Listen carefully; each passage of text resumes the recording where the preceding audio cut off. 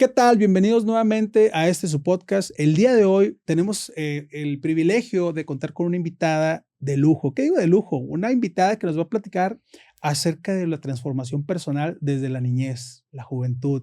¿Qué podemos hacer? ¿Qué necesitamos hacer para vivir nuestra mejor versión? Tenemos el día de hoy a Kacy Brubaker. Kacy, bienvenida. ¿Cómo estás? Muchas gracias. Estoy bien. Gracias, Néstor. Qué bueno, Kacy. Kacy, platícanos un poquito. ¿Quién es Kacy Brubaker? Bueno, yo soy Kacy Brubaker. Yo nací en los Estados Unidos.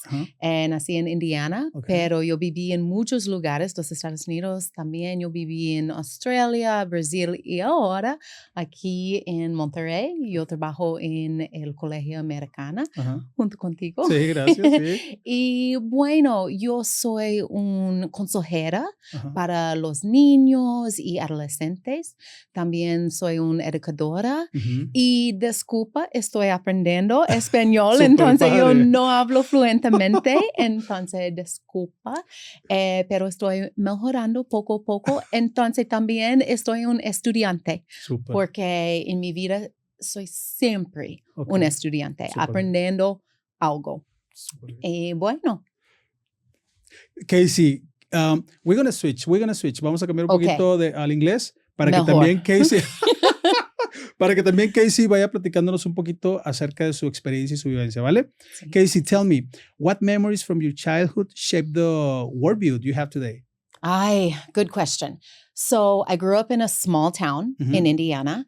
Lots of cornfields around where I grew up. Very rural like the movies. Area. Yeah, like the movies. Right. And it was a really good, safe, calm, loving childhood. And so I think that from the beginning, I was very lucky to have a lot of community around me that cared for me, parents who cared for me. Of course, we had rules and we had boundaries and we had expectations, but I always felt supported.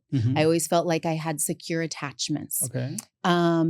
And from an early age, I was an athlete. I was a gymnast when I was young. And so that really shaped me because it made me competitive. It set high expectations for me. It taught me about discipline. It taught me about hard work. It taught me to reach for my potential. And so to continue, even when you fail, to get up again and keep trying. So that was another thing that really influenced me. And my grandparents, though they didn't live near us, they lived far away from us, they were able to share a lot of their experiences and take us on a lot of experiences. So from a young age, experiencing a variety of cultures, a variety of places, a lot of different countries, and the opportunity to learn from outside my own individual familial culture or within that small town in Indiana. And so that was really a gift that I think I was given when I was young to broaden my perspective. And so that gave me a lot of respect for anything else that maybe wasn't my own that I could claim, but that I could learn from. Like beliefs, etc., right? Like, so beliefs, absolutely. But even little things like food and different music and different celebrations and traditions and cultures, things like that. Nice. So yes. Siblings? Do you have any siblings? I do. I have one younger sibling. All right. She splits her time between Utah. Her partner is a professor at Utah State University, and she works at UC Santa Cruz. All right. And so she's between California and Utah. And then my parents, I'm also very lucky that they are both still alive. Great. And they split their time between the house where we grew up in Indiana and the beach in Florida. Oh, nice. So most of the time when I visit them, I choose the beach. To the beach. Of course, totally.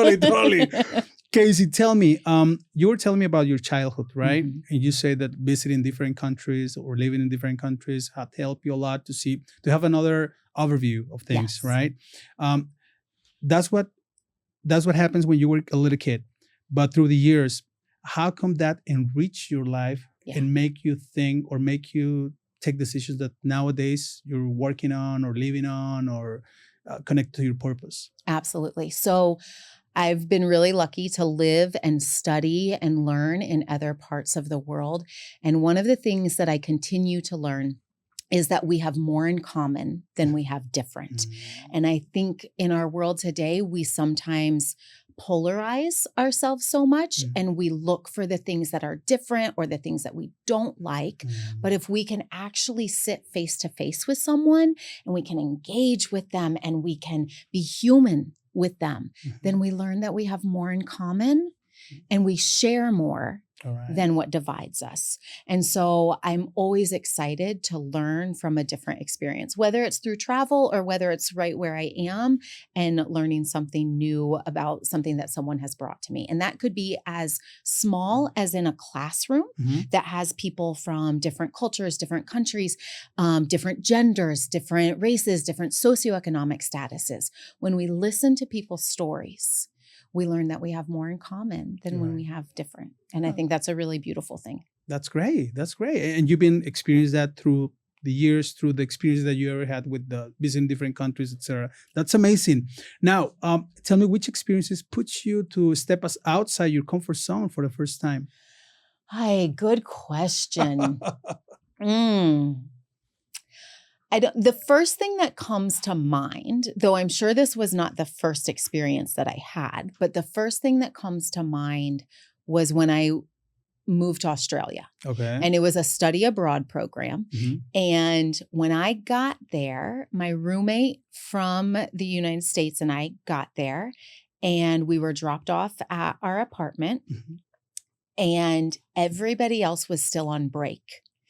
And so we didn't know where anything was. We didn't know where the telephone was. We didn't know where the bus was. We didn't know where anything was. And so trying to navigate that without any guides and just walking around a little lost, that really put me out of my comfort zone. Now, luckily, it was the same language. When we saw people on the street, we could ask questions. Totally. So that's the first thing that comes to mind. But I'm sure that isn't the first real thing. I remember the first time that I saw real poverty with people living on the street. And I think I was about 8 years old. And that really impacted me also because growing up in a relatively sheltered rural environment, I hadn't seen people living on the street. And so my dad jokes that I wanted to go around and give all of our money to everyone on the street because I just didn't know what to do. I knew that they needed support. I knew that they needed help, but I didn't know what my role could be in that. So I think that was another time that I was sort of out of my comfort zone and trying to navigate. Is there a way that I can be of assistance in this situation? So you were a little kid. Yeah. Wow, that's amazing. That's amazing. I'm a very sensitive person, so I think I was feeling with them what they might have been feeling. When you this question is related with actually what you're saying. When you think of young Kasy, what part of her still lives in you today? That's a great question. Okay, so I've always been pretty stubborn. And I'm still stubborn. I'm a Virgo. And so Virgos, we are known for like having our order and needing things to be the way that they are. And so that is still a part of my life. I've tried to be more flexible. And so what I know about myself is that I've always got areas to grow. I've always got areas to learn. And so I need to be open to that. But I also am most comfortable when I have a bit of control. I'm most comfortable when I can navigate situations with more ease that I can feel safe in. And so while I try to step outside my comfort zone, I always know that there's that little Kasy that still lives in me that likes that control. And it's a sense of safety. And I think that as the adults who get to work with kids and get to support them, creating that sense of safety where they can be themselves, but also try to expand their reality and expand sort of if this is our zone of comfort, if we can enlarge it a little bit, we learn to grow. So that's our growth area, right? We're not stepping into yet the danger zone, but if we can expand our comfort and step into the growth, I think that does a lot for kids. Wow, that's great. Yeah. Kasy, now you're talking about the kids. How do you get into the education pathway, right? Because you were studying, when you went to Australia, what were you studying? What age were you there? Like, Yes. So good question. So that's another part of little Kacy that is still with me now. all right. Both of my parents were teachers. So from an early age, education was so important in our family. Mm-hmm. And I had lots of opportunities to help my mom. She was a kindergarten teacher. Right. So I could go to her classroom and I could help in her classroom. When I was in high school, I had sort of not an internship opportunity, but it was an opportunity for high school students to go and help at the local elementary schools. Oh, okay. And I loved it. And I got to help in one of the classrooms. But what I learned was I wasn't as passionate about teaching kids to read or write or do math. I was more passionate about, are they feeling okay? Okay. Who are they connecting with? Do they have a sense of community here? Do they have an adult that they can connect with and share with? Who's their person? And so as I knew that being in the schools was a very comfortable place for me, I started to consider, but within a school setting, what might I want to do? All right. And so that sort of guided me for a little while. And then in college, I got interested in theology and I got interested in psychology. And so I went and later did a master's of divinity, studying religion and theology, and then shifted later to another master's of counseling. Okay. And so that's where I sort of have navigated in a lot of different ways. But the consistent piece of it is always working with other humans and always finding and creating spaces where children and teenagers can find their own voice and feel safe to use their voice. Okay. Because when we can create that environment for kids, it makes a world of difference to them. Totally. So they feel empowered. How come you got into that like life option at that age? Because right now we have students from high school, right? Yes. That some of them know what they want to do. Some of them, they don't know, still don't know. And it's totally understandable because they are 16, 17, and they're about to take one of the biggest option, like life option in their story, right? So how come do you realize that at that age that was your pathway?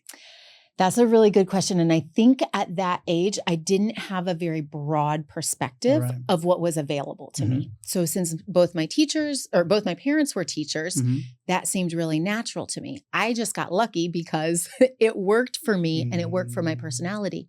But what I tell the kids all the time is it's okay to change your mind. Great. It's okay to go down one path and say, that doesn't feel right, but maybe I can take a little bit from this and use it and make a slight turn. So if I would have stayed exactly where I had planned, 20, now I'm aging myself, so 25 years ago, 30 almost years ago, then I would have gotten into school counseling immediately. But if I would have done that immediately, my life would not have been as rich with so many experiences as some of my other avenues have taken me. So if I wouldn't have gone and done a master's of divinity, which took me a little bit away from school counseling, I would never have been introduced to the community that I worked with in Brazil. And that is where a huge part of my heart is right now. So what I try to always emphasize to students and to their parents who are working with them is the most important thing is to know your values and your interests. Your career might change. Your area of study might change. But if you stay true to your values and your interests, then you might find some connections between all of those. And it's okay to shift paths, especially with our young students today. They are going to change careers. They're going to move to different jobs. They're going to have careers that we don't even know exist any longer, right? Podcasting was not a thing back when I decided to go to school. It wasn't even an option, right? So we have to shift and we have to be flexible. So that's a really important thing, that even though I ended up where it looked like I might have been when I was 18, there was this beautiful path that I took, which was not a straight A to B. We had lots of different things in between. And you know what? Like you were saying, things might change. I think life is like that. Yes. Right? It's a constant evolution of our decisions. 100%. The decisions that we're making every single day, that's a constant movement in our lives. We cannot stay. You are not the person that you used to be 1 month ago, 2 years ago. Right. You change, right? Yes. And right now you're working in a school, but I don't know, maybe in 2 years, 3 years, you're going to do something else. Yes. You have a book coming up soon, right? And this book might take you out, I don't know, in a world tour, right? Oh, that would be great.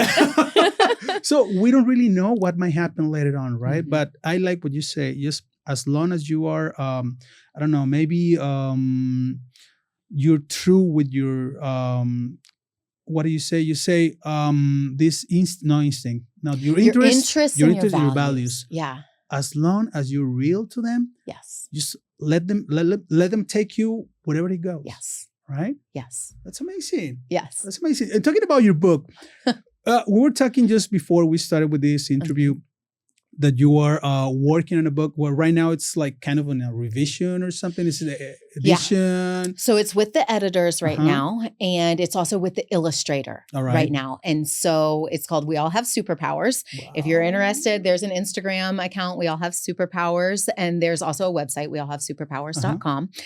It's a children's book. Okay. It is designed to be twofold. Either a child could pick it up and read it by themselves. It's ideal for kindergarten through second grade. Okay. The characters are in first grade. So sort of that 6, 7, 8-year-old type age. So a child could pick it up and read it themselves.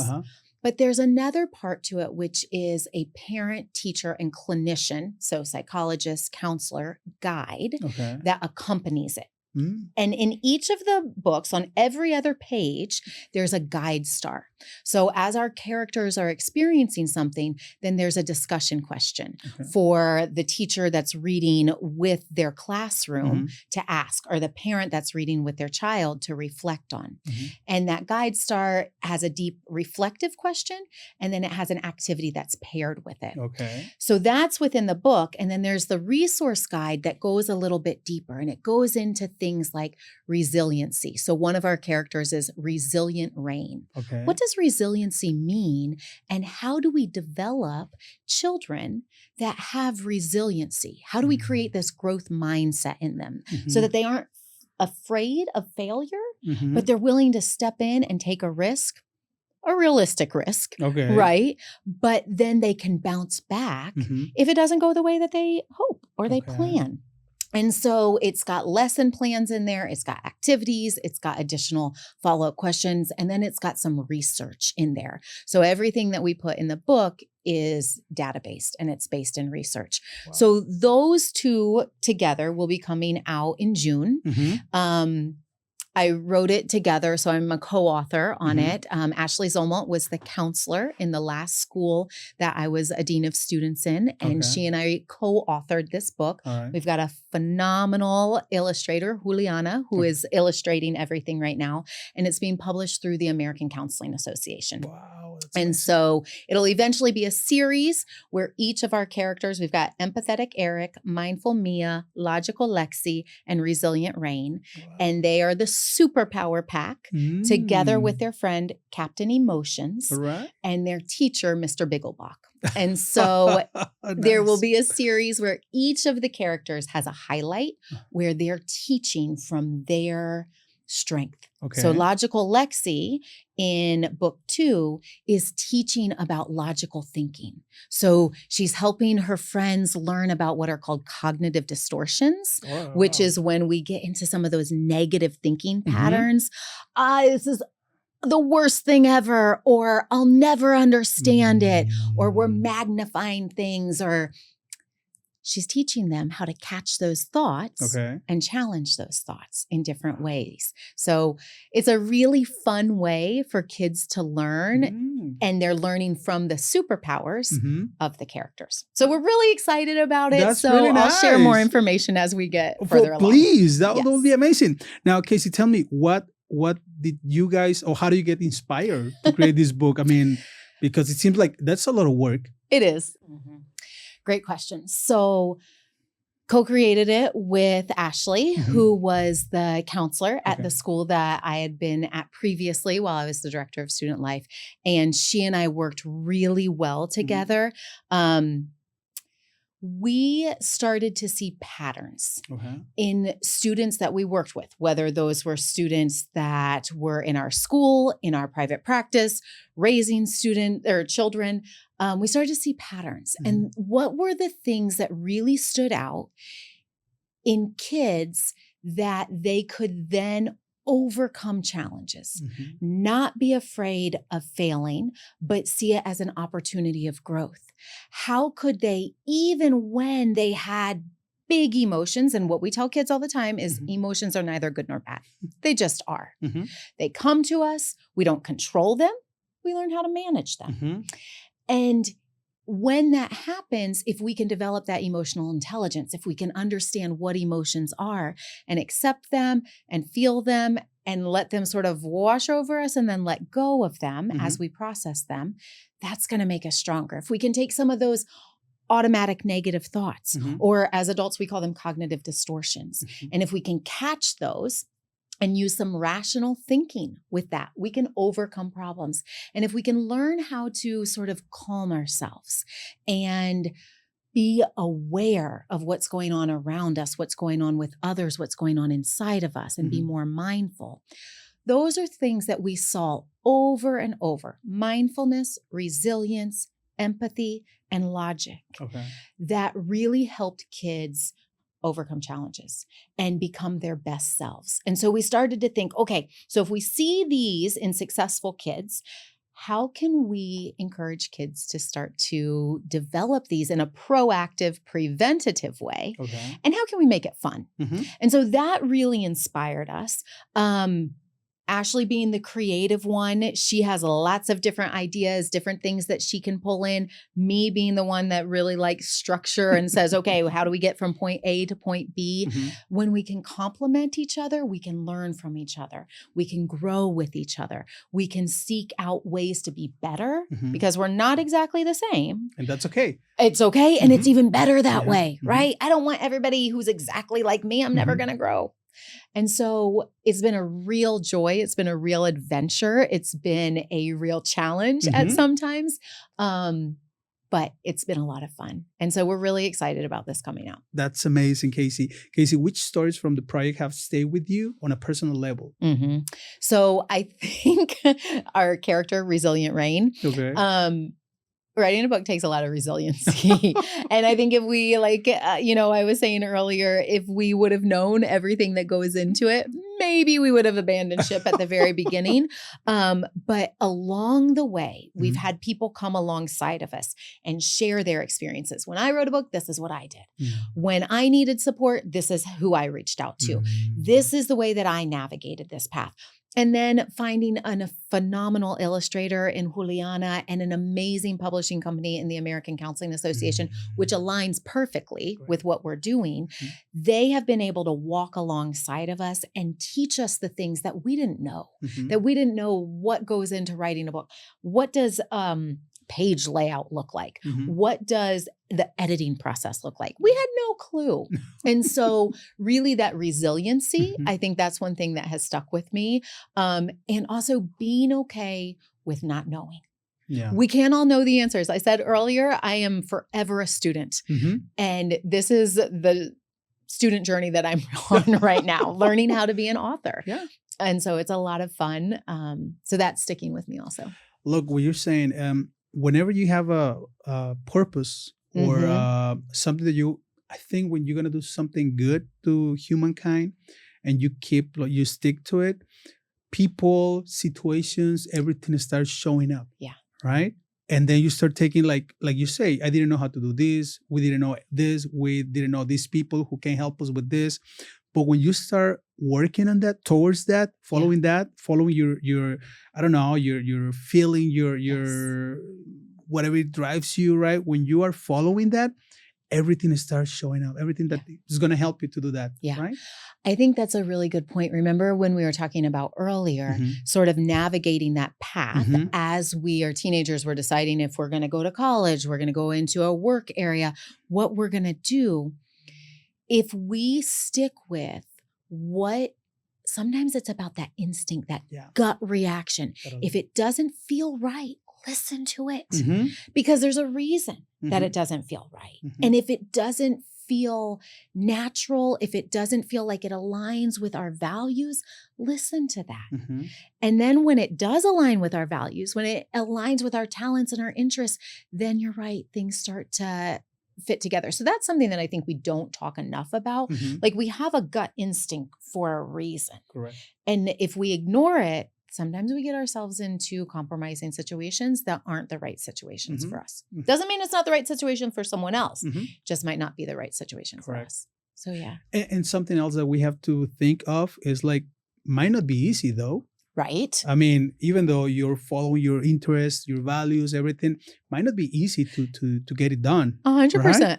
Nothing worth having is easy. We have to work for it. That's right. That's right. But Yeah. one of the things that we have to pay attention to, it's like, oh, this aligns with my values. This is aligning with my interests, with something that I'm good at. So let's go for it. Yes. Right? Amazing, amazing. What challenges appear when you build social impact initiatives through a lens of empathy or human dignity? Yeah. Ooh, that's a great question. So earlier we were talking about broadening our perspective, centralizing ourselves not just with people who are exactly like us, but getting to know people and places, different cultures and languages and races and nationalities and genders and all of that. When we can diversify what is around us, then it can help us build empathy. Because when we broaden our perspective and when we truly care about the human who is next to us, then that can deepen our sense of empathy because we find those connections rather than those differences. And so I think by exposing ourselves to more, by being vulnerable and allowing ourselves to be challenged a little bit, we deepen our perspective and we deepen our sense of empathy. And so I think that's a really great way to do it. Step out of our comfort zone for a while. Don't jump into that risk zone, but step into that growth zone. Yeah. We can do a lot in there. That's great. That's great. You talk about one important word, vulnerable. Yeah. How can you be vulnerable in a society, in a world, in a place where everybody is just paying attention for you to make a mistake and then maximize that? So how can you be vulnerable? Okay, if I had a magic wand, I think I could answer that question, but I don't. And that's so hard and it's so scary. Especially you and I, we work with teenagers. The teenage years are that time where you don't want to be different at all, right? Because you're always feeling judged and like people have their eyes on you and you have to meet these expectations. And so vulnerability is really scary to a lot of us. So we can't just step into vulnerability until we have an environment that invites us to feel safe enough to take a little tiny step. And I think for those of us who are the adults in areas where we work with children and teens, a lot of it is up to us to create those safe spaces where if you're vulnerable, we're going to catch you. If you're vulnerable, you're going to have a support system. If you're vulnerable and someone says or does something contrary that makes you feel unsafe again, we're going to be there to lift you up and we're going to stop that. And so it takes us as the adults stepping in and calling out things that can disrupt that vulnerability and calling in conversations of saying, hey, why did we do that? Why did we say that? Let's reflect on that a little. Because a lot of times that comes from the other's fear of being vulnerable. But if we create that safe space where we can all take little teeny tiny steps, then we can inch towards it. But you're right. It's a scary, scary thing. Yeah, totally. The more we normalize it, the easier it becomes. All right. That's good. I like that. I like that. Now, here's the challenge for teachers. Yes. You say we need to give or facilitate this safe space. How do you sell this idea to a teacher who thinks it's in the school just for teaching his or her class, right? I think it's a challenge. Huge challenge in all schools. In all schools. It's not just in Mexico, right? Everywhere. Everywhere. Yeah. I mean, the teacher is, hey, you pay me to teach this subject. Yeah. That's it, right? But when we are like student-centered community, yes, how can we change that mindset of a teacher, making him or her think the value we're going to get out of it when we create these communities where students feel safe. Mm-hmm. Therefore, they feel happy to be there. Yes. And as a result, they might improve their grades, 100%. Their attitude, and everything. So I think that's one of the biggest challenges in education. Yeah. What do you think about that? What are your insights about that? So that's a great question. And I think it's something that every teacher struggles with because there are certain benchmarks that teachers have to make. There's certain curriculum that they have to follow, especially for teachers who are teaching very regulated classes. For example, the advanced placement AP classes that are setting kids up for success in college. But what the research shows is that when we can create an environment where kids feel safe, where kids are able to take academic risks and push themselves a little bit more, then they are going to be more successful. Mm-hmm. And it's not just in the academics. That's true for the academics, but it's also true in life. Yeah. And so what we're finding is sometimes if we are only focused on the hard skills of being able to do the task, we haven't always taught the soft skills of those relationships, of time management, of setting goals and meeting goals, of learning how to use our study strategies and our study skills.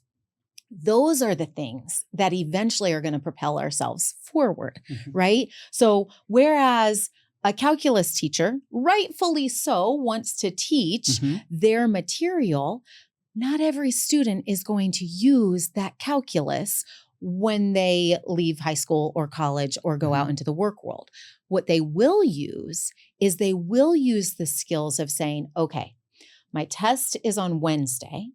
I've got to set aside time on Tuesday night and probably even Monday night in order to prepare. And why don't I go ahead and go in for extra tutoring, what we would call our PLT, for that teacher so that I can make sure that I know what I need to know for the test. It's that pre-planning. It's that dedicating time. It's learning how to make priorities. All right, this weekend, I'm not going to go out and party because I know that I've got something big coming up on Monday. I'm going to spend a little bit of time with my family, and then I'm going to say, I've loved this time with you. I need to excuse myself and go study for an hour. So making those priorities, learning how to set a schedule, learning how to manage time, those are the skills that even if calculus doesn't carry over, those skills are going to carry over.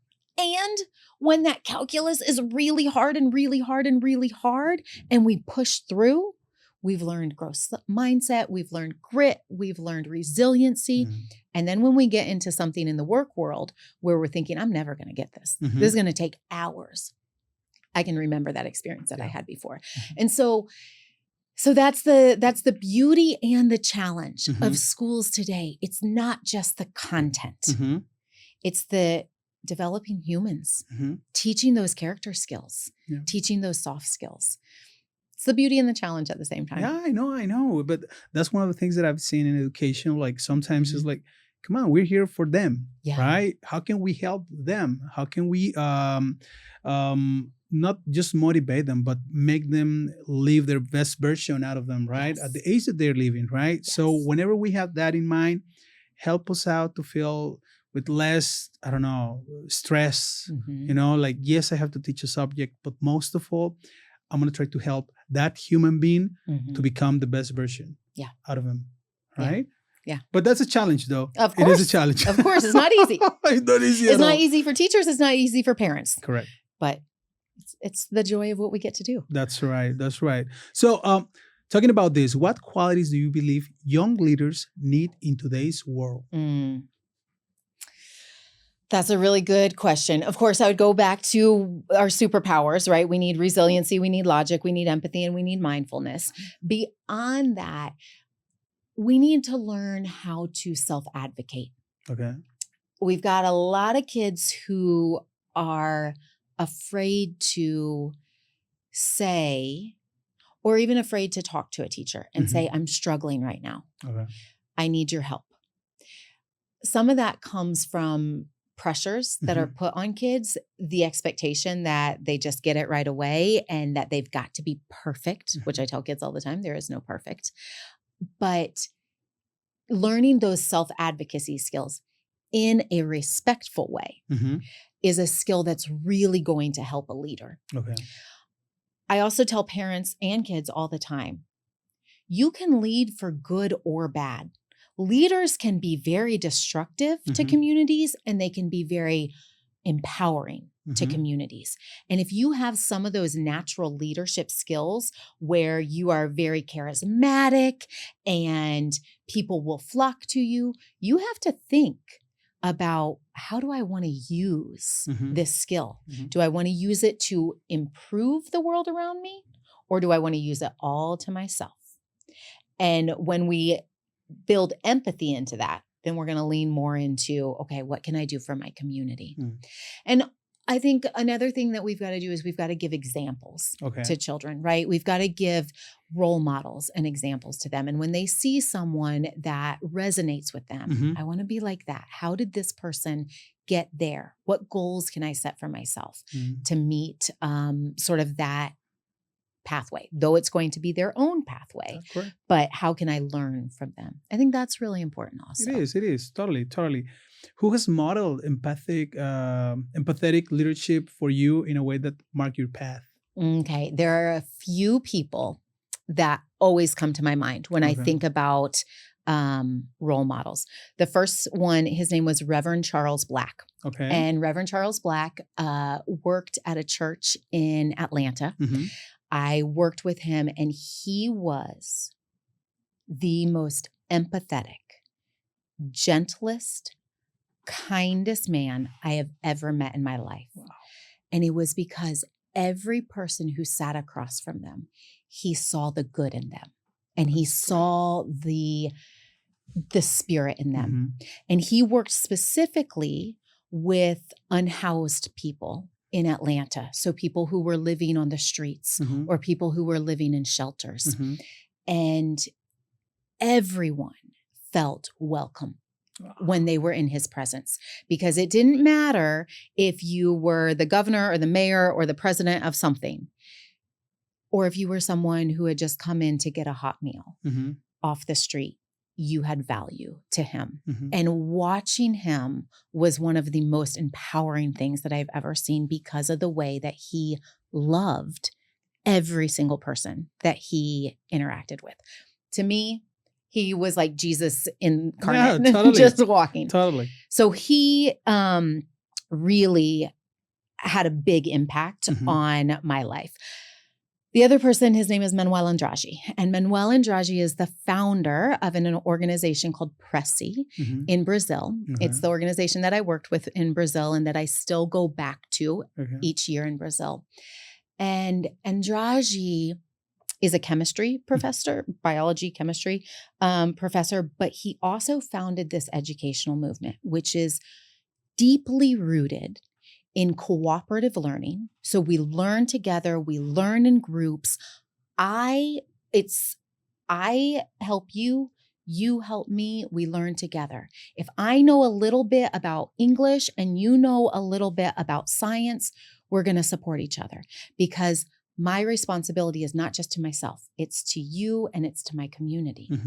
And so what he started was he started a movement, an educational movement in Brazil, where university students would come back to very rural, very impoverished communities, and they would share with local students what they were learning in the university.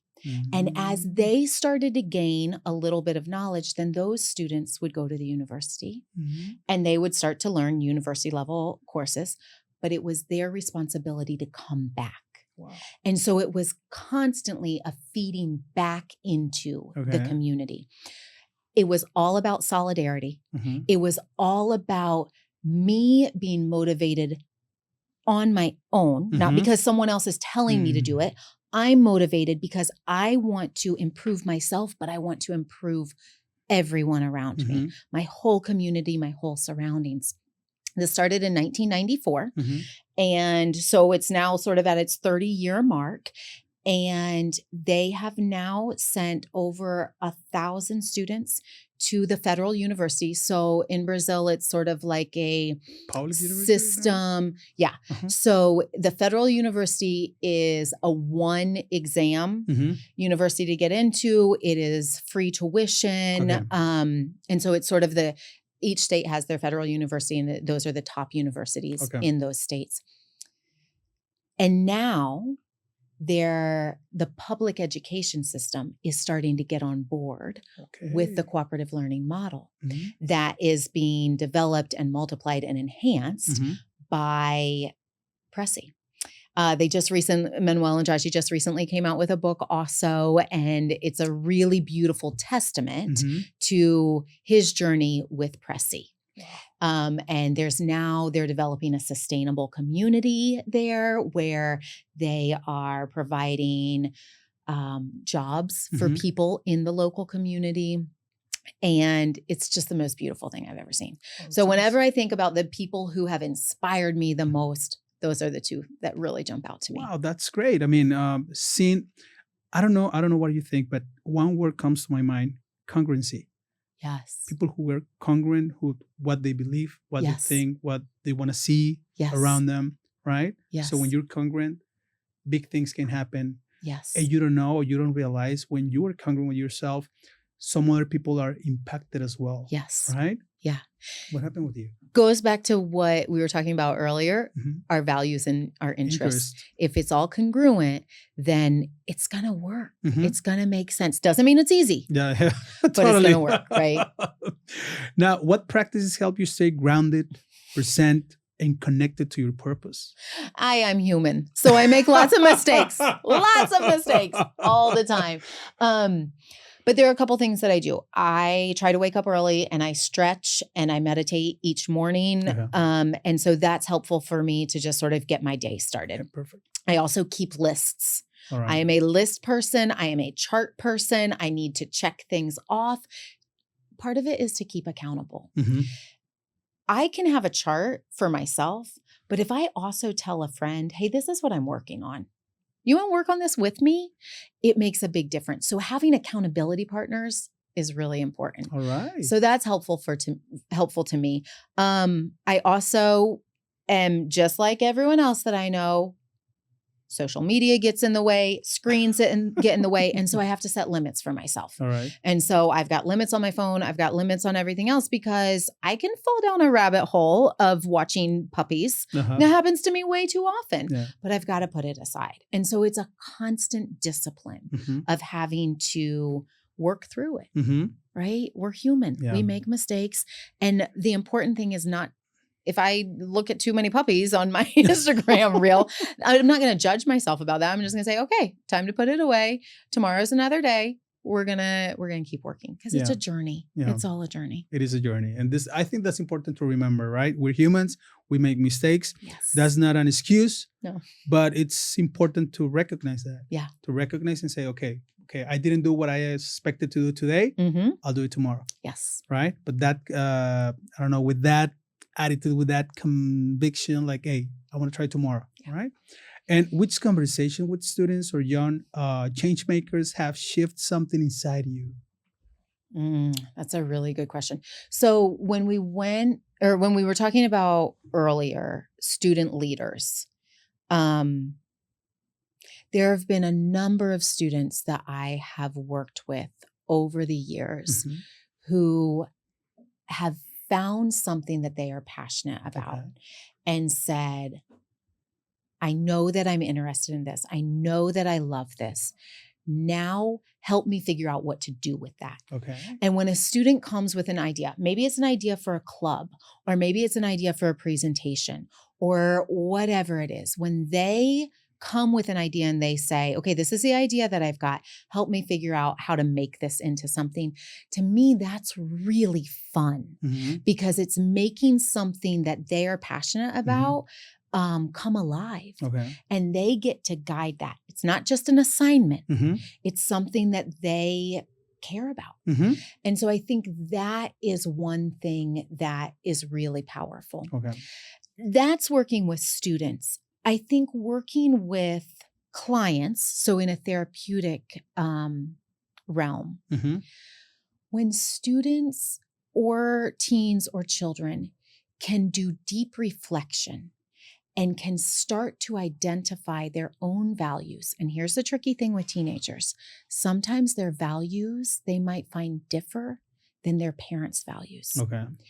And when they are able to start to navigate that process of, this is what my values have been for 17 years, Mm-hmm.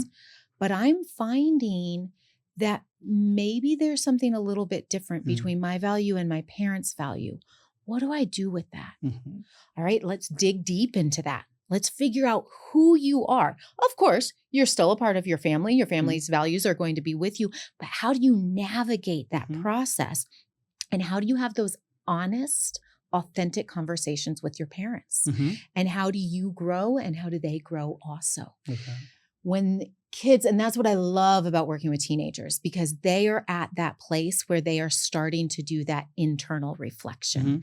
And to me, when those lights click on, I love that. Mm-hmm. I love that. That's great. That's great. What was the journey through different cultures taught you about belonging? Yeah, that's a really good question.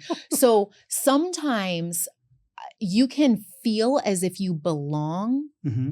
more closely to a community that you just met than one that maybe you've been in for years. And a lot of it has to do with the way that you are received and what connects with your soul. Mm-hmm. So what does that mean for us who receive other people into our communities? It means that we've got to be really intentional about that sense of belonging and be really intentional about our inclusivity.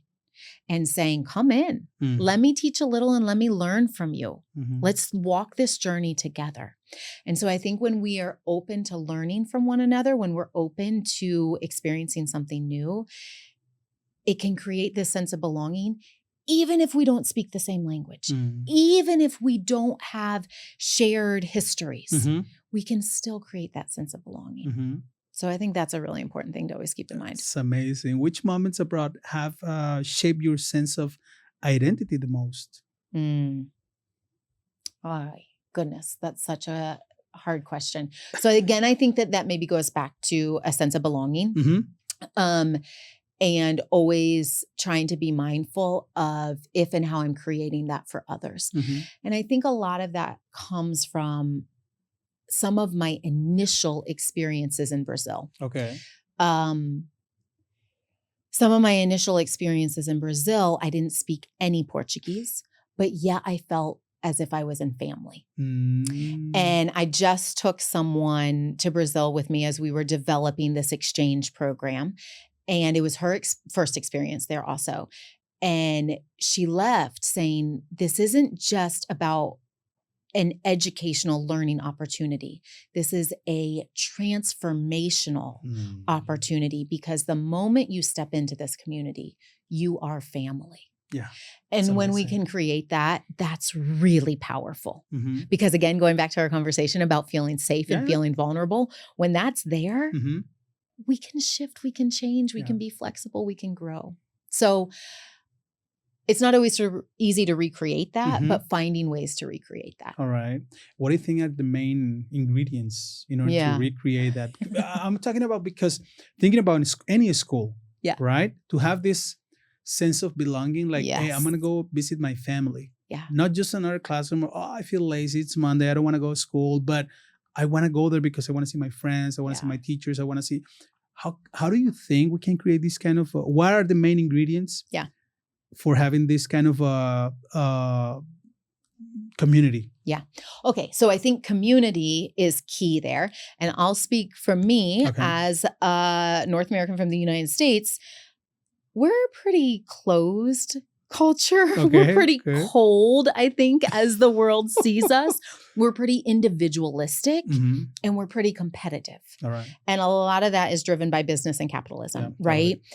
Totally. That creates separation. That creates exclusion. That creates in schools, I have to be better than. I have to be the top. I have to. And so we're not always seeing people as our peers, as people we're learning with, as our community. Sometimes our peers are our competitors. And that's a really hard environment to build community in. So where I found that community just lives is in those warm cultures, in those environments where we just welcome people in, where it's not about the competition. It's about the community. So there's a phrase, and it's an African proverb, and I'm not sure exactly where it comes from. And when I think it in Portuguese. So let me say it in English. So it says, if you want to go far, go alone. No. If you want to go fast, go alone. If you want to go far, go together. Got it.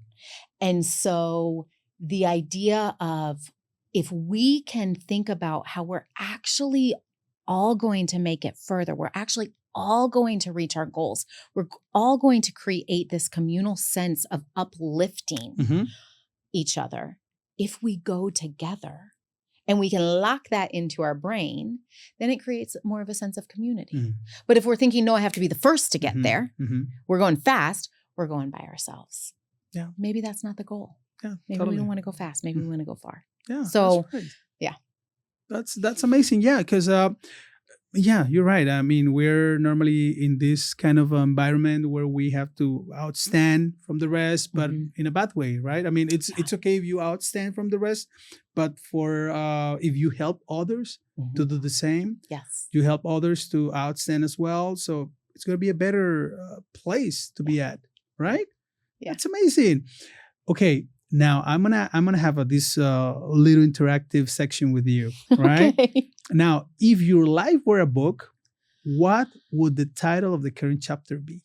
Oh, for heaven's sakes! The current chapter would be,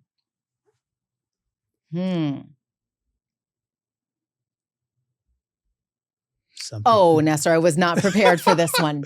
And that's okay. Okay, let me think. The current chapter would probably have something. Okay, I'm going to go with this. So I just, this summer, redid a tattoo in a different way. Okay. I had 2 tattoos. So my dog, Callie, who I had for 10 years, she was 14. Okay. She died in June. And she died in June. Sorry. And she was very stubborn and she was very resilient.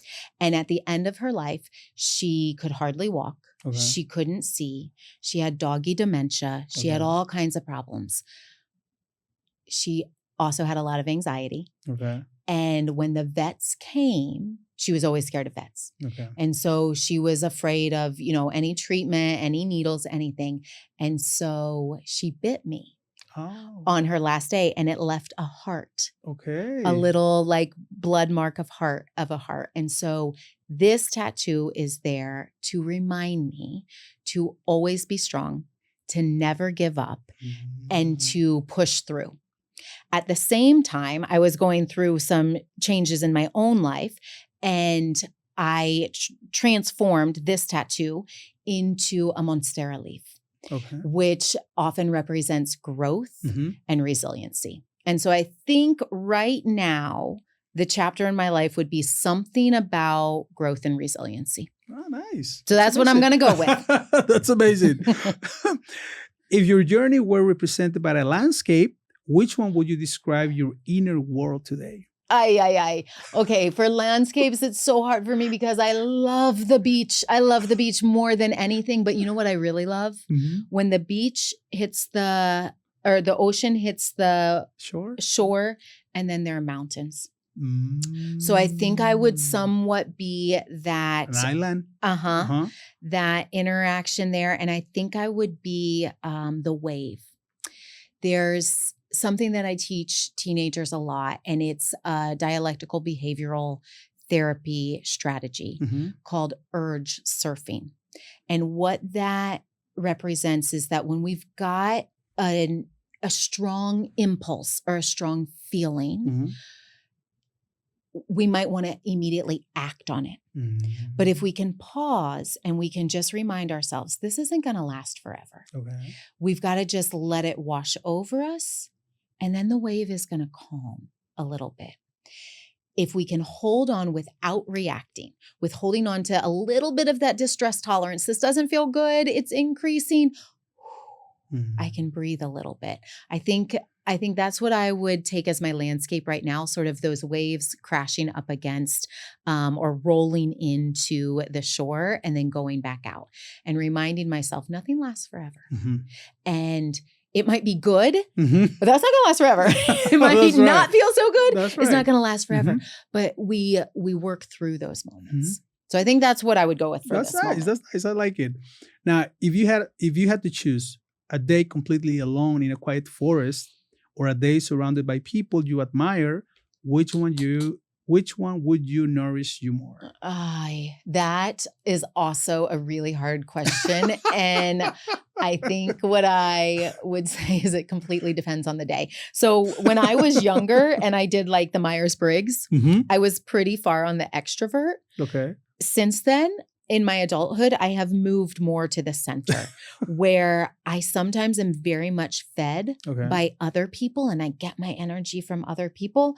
And sometimes I really need to get away. I've got to go to the mountains and I've got to go hiking, which in Monterey, favorite part of Monterey, the mountains here, the hiking place, here.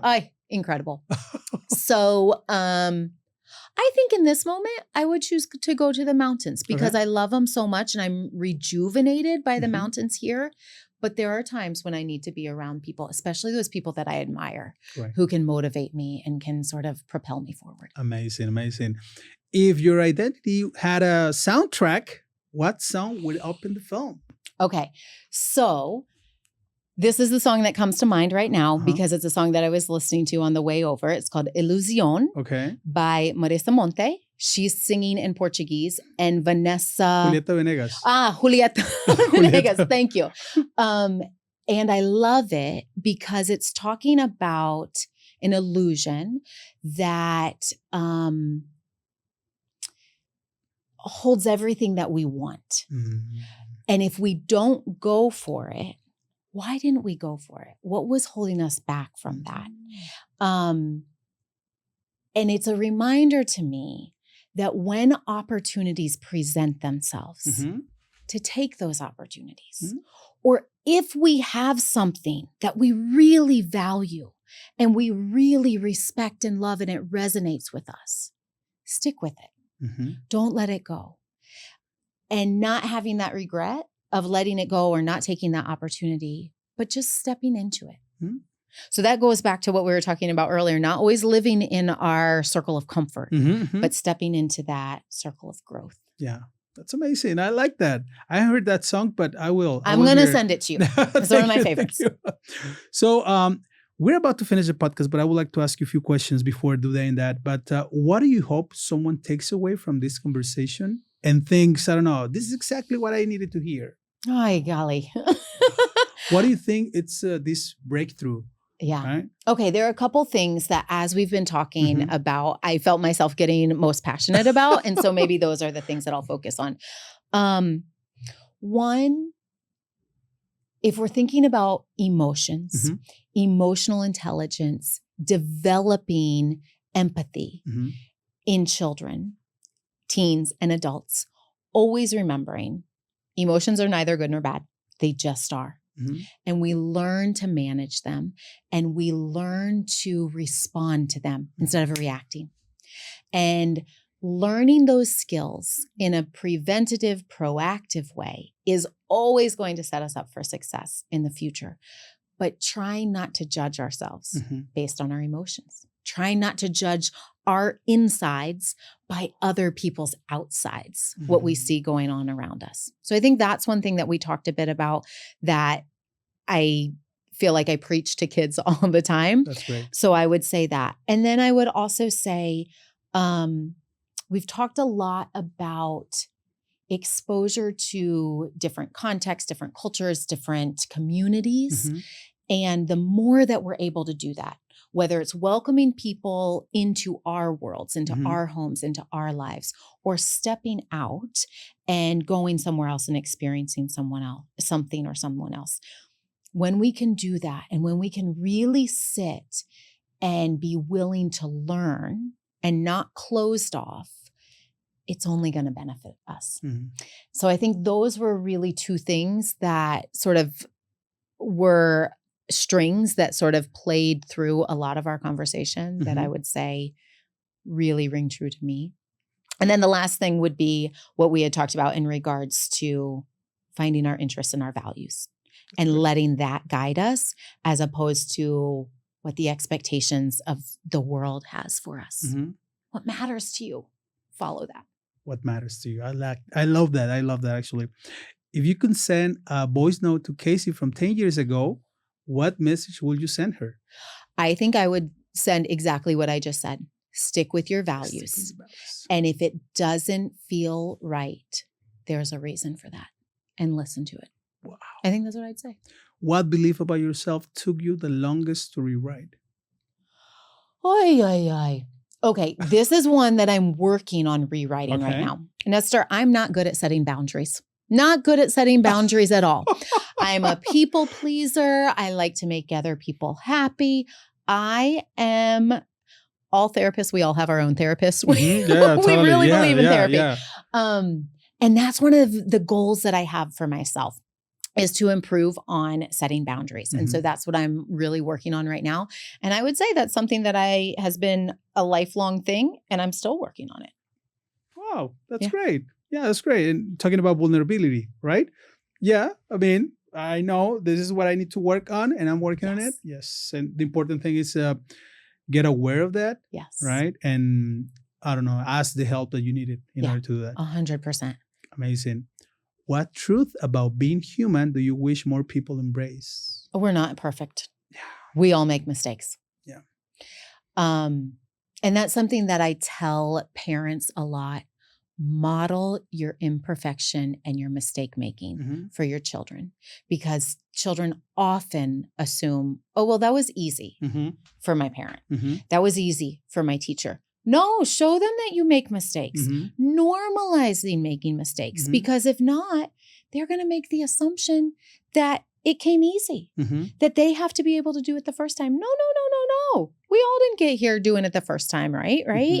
Normalize mistake making, and then normalize the resiliency it takes to push through, right? We fail, we pick ourselves back up again. Model that for kids. Can you think of one of the mistakes that had helped you to, change your profession, your life, something that says, you know what, this mistake helped me out to realize this about me? Do you want to know? And I think this helped me realize something about me, but it was realizing something about others. When adults apologize to kids, I'm sorry that I hurt you. I'm sorry that I yelled. We need to talk about what went wrong and what you did, but I could have handled it in a different way. I think that is revolutionary for kids to see that adults make mistakes and that they apologize also. And so when I have had that experience in my life, it's made it easier for me then to accept responsibility without shame or guilt, but say, okay, I need to take responsibility. I'm accountable for this. Let me figure out what I can do now. Yeah. That's great. I remember I got two kids. David, he's six years old right now, and Lila, she's 11.